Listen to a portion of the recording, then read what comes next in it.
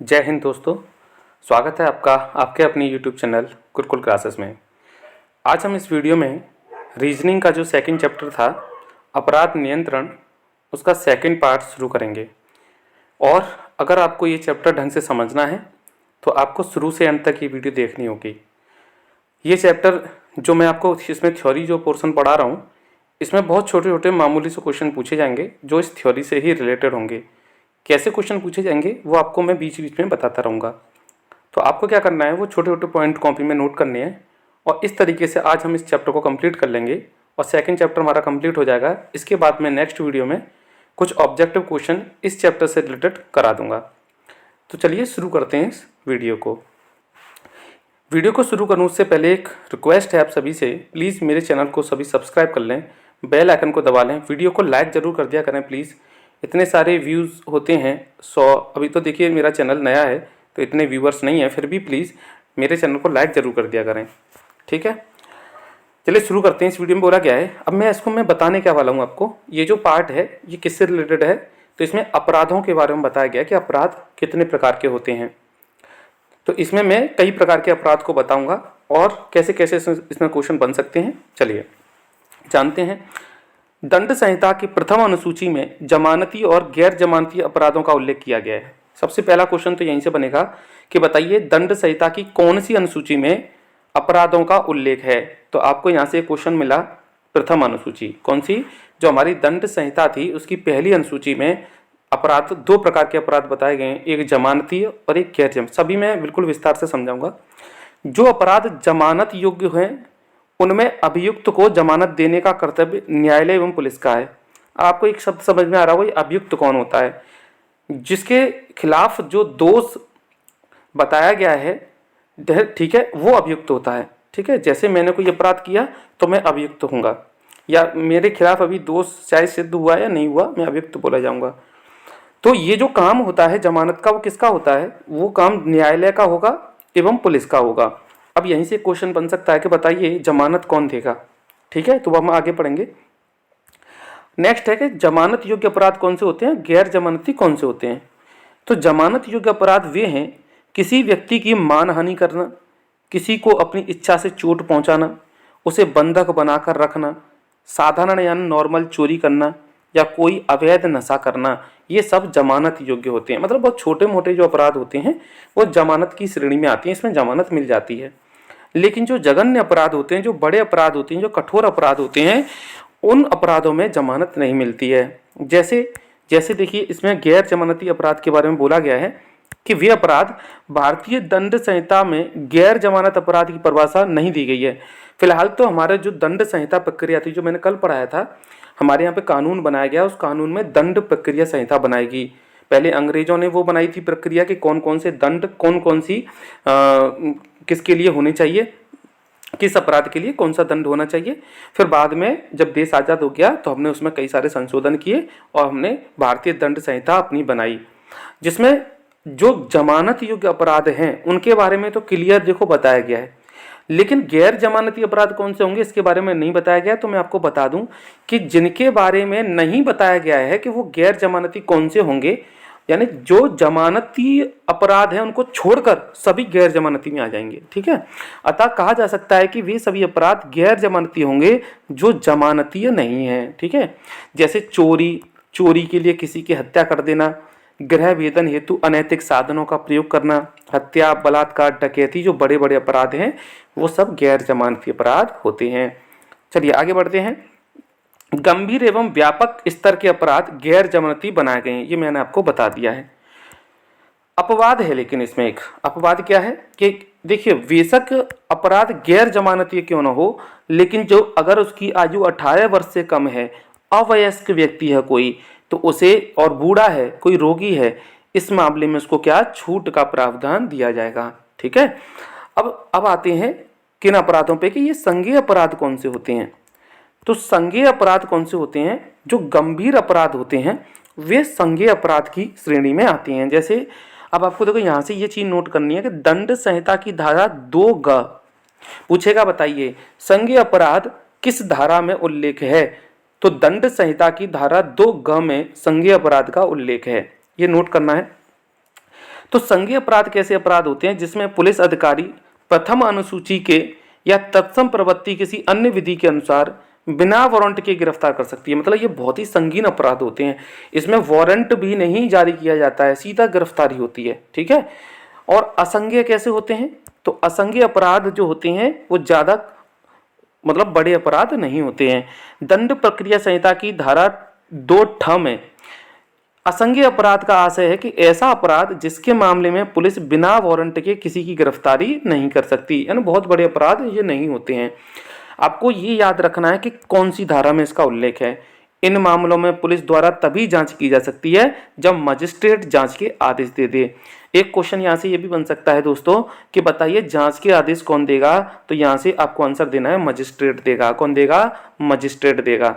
आगे बढ़ें। इस तरह के जो अपराध होते हैं वो छोटी श्रेणी में आते हैं। अब सबसे इंपॉर्टेंट पॉइंट आया है कि ये सम्मन मामला क्या होता है। पूछेगा आपसे ये सम्मन क्या होता है। ठीक है। तो दंड प्रक्रिया संहिता की धारा 2 में इसका उल्लेख है और इसके अनुसार सम्मन मामले ऐसे मामले हैं जो किसी अपराध से तो हैं, ठीक है, लेकिन ये भी बहुत बड़े अपराध नहीं होते हैं। सम्मन मामले कैसे होते हैं? वो छोटे मोटे मामले होते हैं। जैसे देखिए ये किसी अपराध से तो संबंधित होते हैं लेकिन ये मामले केवल या तो कारावास में होंगे, मतलब इनको सजा जो कारावास हो सकती है, या छोटा मोटा जुर्माना उसमें हो सकता है। इस मामले में वारंट का कोई मामला नहीं होता, मतलब आपके खिलाफ वारंट जारी नहीं किया जाएगा। और इसमें जो अगर सजा दी जाएगी तो मैक्सिमम 2 साल तक की इसमें सजा मिल सकती है। तो सम्मन मामला आपको समझ में आया होगा, वो छोटे अपराध की श्रेणी में ये आता है। आगे बढ़ते हैं। इसमें बोला गया है यदि किसी मामले में जुर्माना एवं कारावास दोनों की सजा हो तो कारावास ज्यादा से ज्यादा 1 साल तक का हो सकता है। मतलब केवल कारावास दिया जाए तो 2 साल से ज्यादा नहीं होगा, और अगर जुर्माना भी आपको देना पड़ रहा है तो फिर कारावास 1 साल का ही होगा। जो मामले परिवाद से प्रारंभ होते हैं वो सम्मन मामले होते हैं, छोटे मोटे जो मामले होते हैं। ठीक है। जब कभी सम्मन मामले में अभियुक्त को मजिस्ट्रेट के समक्ष प्रस्तुत किया जाता है या अभियुक्त स्वयं ही मजिस्ट्रेट के समक्ष प्रस्तुत हो जाता है और अपने अपराध को कबूल लेता है कि यह अपराध मैंने किया है, वो दोषी अपने आप को मान लेता है, तो जो मजिस्ट्रेट होता है वो अपनी इच्छा अपनी विवेक के अनुसार उसको सजा दे सकता है। ये सारी कहानी इसमें देखिए यही बताई गई है। ठीक है। इसमें बोला गया है कि यदि अभियुक्त दोषी होना स्वीकार करता है तो मजिस्ट्रेट अभियुक्त के बयान को यथासंभव उन्हीं शब्दों में लिखेगा जिन शब्दों में अभियुक्त द्वारा ये शब्द प्रयोग किए गए हैं, और इसी आधार पर मजिस्ट्रेट क्या करेगा? अपने विवेक से उस दोष सिद्ध करेगा और शिकायतकर्ता का परीक्षण करके और अभियोजन के समर्थन में साक्ष्य लेकर विचारण की कार्रवाई करेगा। मतलब ये है कि सम्मन मामला जो भी होगा बड़े छोटे मोटे ये मामले होते हैं। इसमें अपराध जो होता है, इसमें ऐसे अपराधों में जो सजा बहुत बड़ी नहीं दी जाती है।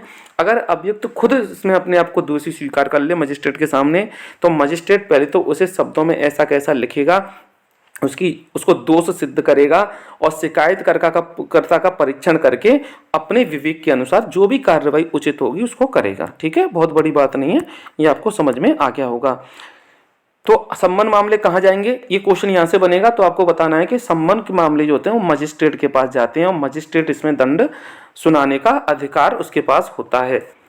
अब नेक्स्ट आगे बढ़ते हैं कि वारंट मामले कौन से होते हैं। वारंट मामले कौन से होते हैं? तो दंड प्रक्रिया जो संहिता थी उसकी धारा 2 के अंदर वारंट के बारे में बताया गया है। क्या बताया गया है? वारंट मामले ऐसे मामले होते हैं जो बड़े गंभीर होते हैं, तो पहले इनके खिलाफ वारंट जारी किया जाता है।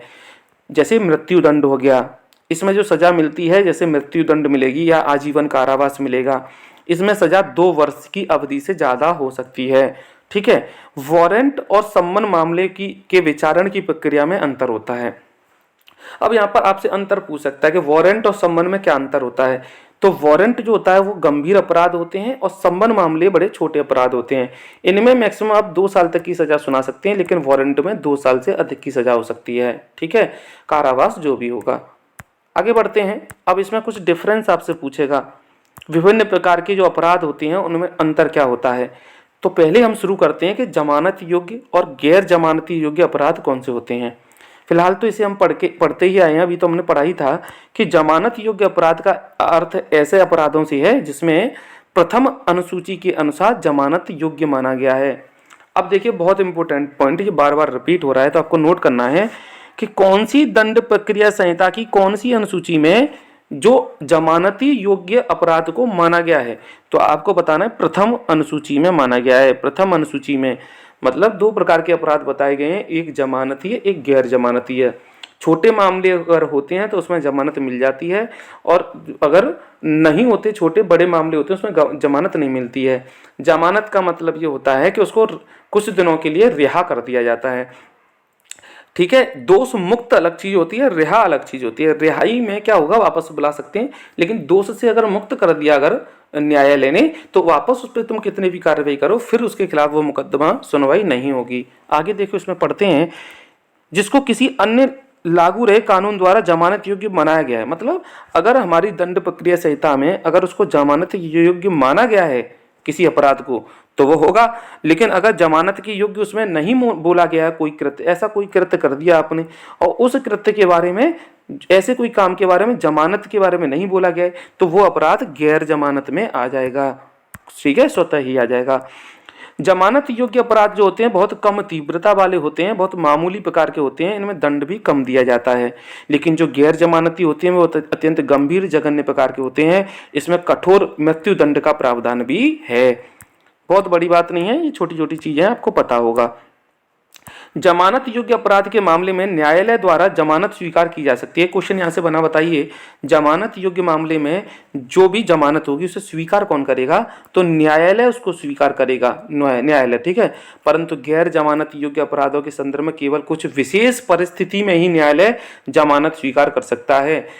अब जो अपराध तुमने जघन्य अपराध किया है, अगर मान के चलो किसी व्यक्ति ने बहुत मतलब कठोर अपराध किया है, तो न्यायालय बहुत ज्यादा विशेष परिस्थिति होगी तभी उसको जमानत दे सकता है, अन्यथा नहीं। जैसे अगर वो ज्यादा बूढ़ा है, 18 वर्ष से कम का है, तभी उसको क्या मिलेगा, तभी उसको जमानत दी जाएगी। महिला है, अगर वो गर्भ से है, तो ऐसे व्यक्तियों को मिल जाती है। यदि किसी व्यक्ति को किसी जमानती अपराध में गिरफ्तार किया जाता है या उसको न्यायालय में प्रस्तुत किया जाता है और वह अपनी जमानत देने को तैयार हो जाता है, मान लीजिए कि किसी ने अपराध किया और वो अपराध जमानतीय था, मतलब उस पर जमानत मिल जाती, तो पहले वो न्यायालय में जाएगा और फिर अपनी जमानत देने को तैयार होगा। ठीक है, लेकिन दंड प्रक्रिया संहिता की धारा 436(2) में, यहाँ ये नोट करना है आपको, 436(2) के अनुसार न्यायालय जमानत लेने के बजाय उसके बाद की अवधि में अपने उपस्थित रहने की प्रतिबंधित निष्पादन करने पर मुक्त करने का आदेश दे सकता है, परंतु गैर जमानत योग्य मामलों में ऐसा करना संभव नहीं है। मतलब ये होगा, अगर जमानत दे रहा है तो उसको प्रतिबंध पत्र पर निष्पादन करके मुक्त करने का आदेश भी दे सकता है। मतलब कह सकता है कि आप उसको मुक्त भी कर सकता है, मतलब कहने का मतलब है, या उसको बाद में भी बुला सकता है। लेकिन गैर जमानत में क्या होगा, बिल्कुल मुक्त करने जैसा कोई भी इसमें प्रमाण नहीं दे रखा है। मतलब गैर जमानत में बिल्कुल भी जमानत नहीं मिलेगी, चाहे कुछ भी हो। आगे बढ़ते हैं, संज्ञेय और असंज्ञेय अपराधों में अंतर क्या होता है। तो संज्ञेय अपराध बहुत गंभीर अपराध होते हैं और असंज्ञेय अपराध सामान्य प्रवृत्ति के अपराध होते हैं। संज्ञेय अपराधों में व्यक्ति को पुलिस बिना वारंट के गिरफ्तार कर सकती है, लेकिन असंज्ञेय अपराधों में पुलिस बिना वारंट के गिरफ्तार नहीं करेगी, उसके पास वारंट होना चाहिए। संज्ञेय मामलों में पुलिस अधिकारी बिना किसी न्यायालय आदेश के ही जांच पड़ताल प्रारंभ कर सकते हैं। अगर आपने कोई जघन्य अपराध किया है तो बिना जांच पड़ताल, बिना न्यायालय की बिना आदेश के ही जांच पड़ताल शुरू हो जाएगी। परंतु अगर आपने असंज्ञेय अपराध किया है तो न्यायालय आदेश के पुलिस अधिकारी जांच पड़ताल प्रारंभ नहीं कर सकता। मतलब जब तक आपको न्यायालय से आदेश न मिल जाए तब तक आप जांच पड़ताल प्रारंभ नहीं कर सकते। ये जानकारी वैसे सामान्य व्यक्ति को भी होनी चाहिए। ठीक है, संज्ञेय अपराधों के मामलों में कार्रवाई करने के लिए परिवाद की आवश्यकता नहीं होती, जबकि असंज्ञेय अपराधों में कार्रवाई के प्रारंभ असंज्ञेय अपराधों में आवश्यकता जबकि असंज्ञेय अपराधों में मामलों में कार्रवाई के प्रारंभ परिवाद की आवश्यकता होती है। ठीक है, अब सम्मन अपराध और वारंट अपराध मैंने आपको बताई दिए थे शॉर्ट में। देखिए, सम्मन अपराध बताए थे नॉर्मल अपराध होते हैं जिसमें 2 साल से ज्यादा का कारावास नहीं दिया, लेकिन वारंट अपराध बहुत गंभीर अपराध होते हैं जिसमें वारंट जारी कर दिया जाता है, न्यायालय के आदेश के अनुसार वारंट जारी किया जाता है, फिर पुलिस उसे गिरफ्तार करती है। ठीक है, ये मैंने आपको बता दिया है।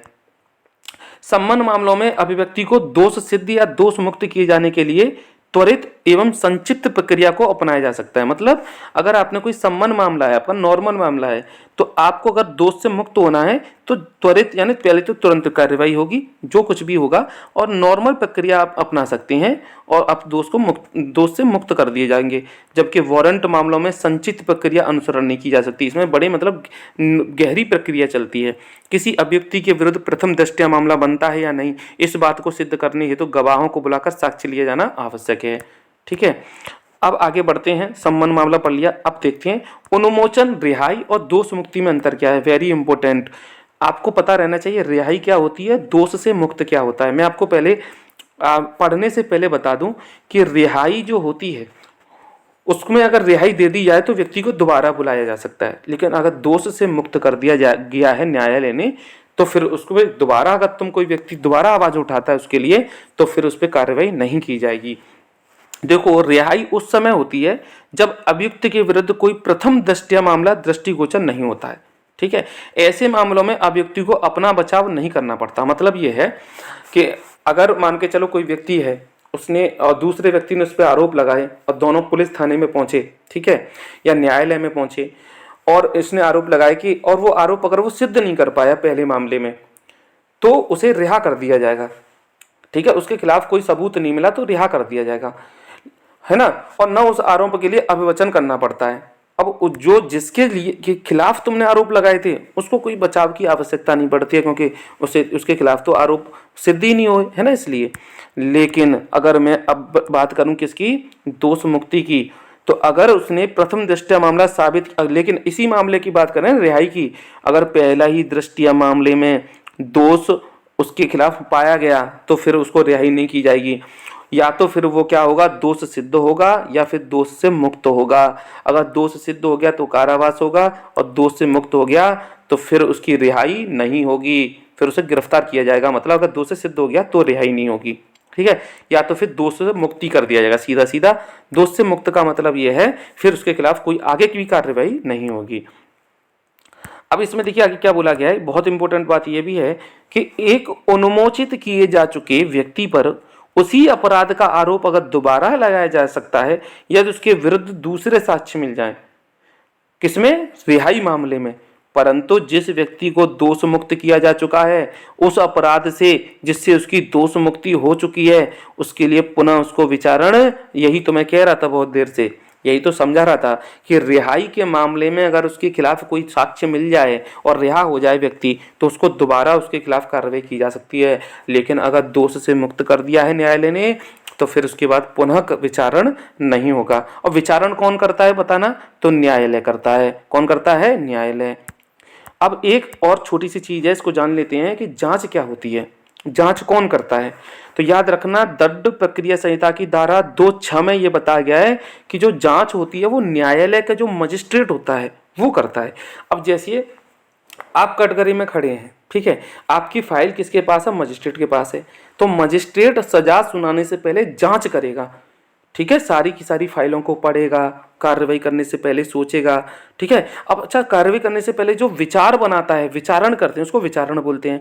जांच क्या होती है कि भैया जो भी दोष सिद्ध हैं या नहीं है उसके लिए जांच होती है। और अगर हो सके, अगर पूरी तरह से जांच नहीं हो पाई है तो फिर मजिस्ट्रेट ये आदेश देगा कि जांच के लिए जो साक्ष्य हैं उन्हें अच्छे से जुटा के लाओ। ठीक है, सच्चाई के जो सबूत हैं उसे अच्छे से जुटा के लाओ। तो दोबारा जांच के आदेश भी मजिस्ट्रेट दे सकता है। ठीक है कि नहीं, और विचार भी कर सकता है मजिस्ट्रेट, यानी न्यायालय करेगा। लेकिन एक बात याद रखना, ये तो बात मैं जांच की आपको बता रहा हूं, लेकिन एक बात, अन्वेषण जो होता है वो बहुत अलग होता है। देखो मैं इसको पढ़ के बता दूं पहले जांच क्या होती है, कि इसमें वे सभी कार्य शामिल होते हैं जो मजिस्ट्रेट द्वारा किसी कार्रवाई के तहत किए गए हों, भले ही उसमें चालान किया गया हो अथवा नहीं। जांच का लक्ष्य किसी तथ्य की सच्चाई को सही साबित करना होता है। ठीक है, यानी कौन करेगा ये सारी चीजें जांच वाली, ये मजिस्ट्रेट करेगा। और ये सारी चीजें किसके द्वारा की जाती हैं, ये मजिस्ट्रेट के द्वारा की जाती हैं। देखो यहाँ पे लिख रहा है, पुनः जांच के अर्थ ऐसी जांच से है जिसे मजिस्ट्रेट द्वारा परीक्षण के प्रारंभिक काल में किया गया हो और जो अभियुक्त को दोषी या दोष मुक्त करने में परीक्षण में शामिल ना हो। ठीक है कि नहीं, मतलब ये है कि दोबारा जांच के भी आदेश मजिस्ट्रेट दे सकता है। लेकिन अगर आपसे पूछ लिया जाएगा अन्वेषण क्या होता है, अन्वेषण को खोज बोलते हैं, हिंदी में खोज। एक बात बताइए, अपराध की खोज कौन करेगा, आप खुद सोचिए इस बात को, न्यायालय थोड़ी ना करेगा। अपराध की खोज तो पुलिस करेगी, पुलिस के अधिकारी करेंगे। लेकिन अगर मैं परीक्षण की बात करूं, अगर मैं आपके जांच की बात करूं, तो ये दोनों की दोनों चीज़ें हैं। विचार की बात करूं तो विचार भी मजिस्ट्रेट करेगा और इसकी जांच भी मजिस्ट्रेट करेगा। दंड प्रक्रिया संहिता धारा 2 जम के अनुसार जो खोज करेगा वो सारी कार्रवाई जो है वो पुलिस का अधिकारी करेगा, या मजिस्ट्रेट से अलग किसी भी ऐसा व्यक्ति करेगा जो मजिस्ट्रेट न्यायालय से क्या है, अलग है। क्योंकि ये क्या करते हैं, साक्ष्य को जुटाते हैं, सबूतों को जुटाते हैं, उसको खोज बोलते हैं। ठीक है कि नहीं। और इस तरीके से ये चैप्टर क्या हो गया, यहाँ कंप्लीट हो गया। ये मैंने जो चैप्टर कराया है आपको अपराध नियंत्रण, इस ये 2 वीडियो में मैंने इसको कंप्लीट किया है। पहली वीडियो में आपको दंड के बारे में, इसके इतिहास के बारे में बताया था, कहाँ से हमारी दंड प्रक्रिया संहिता जो थी चालू हुई थी, कब से अंग्रेजों से लेकर फिर भारत आज़ाद हुआ उसके बाद उसमें कैसे संशोधन किए गए, कब किए गए। और इस वीडियो में मैंने अपराध कितने प्रकार के होते हैं, किसका क्या काम होता है, ये बताया। बहुत छोटे छोटे क्वेश्चन यहाँ से बनेंगे कि किसका काम क्या होता है, न्यायालय का काम क्या होगा, पुलिस अधिकारी का काम क्या होगा, कौन सी धारा में है, कौन सी अनुसूची में है, ये सारी चीज़ें मैंने आपको इस वीडियो में बताई हैं बड़े आराम से। तो आपको मेरी वीडियो कैसी लगी प्लीज़ कमेंट बॉक्स में ज़रूर बताएं, और मेरे चैनल को प्लीज़ प्लीज़ प्लीज़ सभी से रिक्वेस्ट है सब्सक्राइब कर लें। नया चैनल है, मानता हूँ, मेहनत मैं कर रहा हूँ, आपके लिए जो भी इम्पोर्टेंट चीज़ें वो मैं लेकर आ रहा हूँ। तो आपका थोड़ा सा फ़र्ज़ तो ये बनता है कि मेरे चैनल को प्लीज़ सब्सक्राइब कर लें। बहुत छोटा सा चैनल है, तो आपको मेरी वीडियो को लाइक करना है, ज़्यादा से ज़्यादा दोस्तों में शेयर करना है ताकि उनको भी इसका फ़ायदा मिल सके। ये एक मानसिक अभिरुचि का ऐसा पोर्शन है जो थोड़ा सा इसे हम कम ही पढ़ते हैं तो ये हमारे कमज़ोर रहता है। मैं पूरी कोशिश कर रहा हूँ, और अगर आप मल्टीपल टाइप की क्वेश्चन की वीडियो जो मैं लेकर आऊँगा उसको भी देख लेंगे तो ये पूरा कंप्लीट हो जाएगा आपका चैप्टर, फिर कोई दिक्कत वाली बात नहीं है। और ऐसे ही अगर आप मेरी वीडियो देखते रहे तो इस वाले पोर्शन में आपको कोई प्रॉब्लम नहीं आएगी। ठीक है, तो अपना ध्यान रखिए, खुश रहिए। नई साल की आपको बहुत बहुत शुभकामनाएं। नई साल में जो नई साल आ रही है, मैं उसमें आने वाली साल में बहुत बहुत बधाई देना चाहता हूं कि आप सभी का सिलेक्शन हो, आपको एक पोस्ट यानी एक सीट आपकी उसमें पक्की हो सके। आप ऐसे ही मेहनत करते रहिए, मेहनत का फल आपको ज़रूर मिलेगा। तो मिलते हैं नेक्स्ट वीडियो में, तब तक के लिए जय हिंद।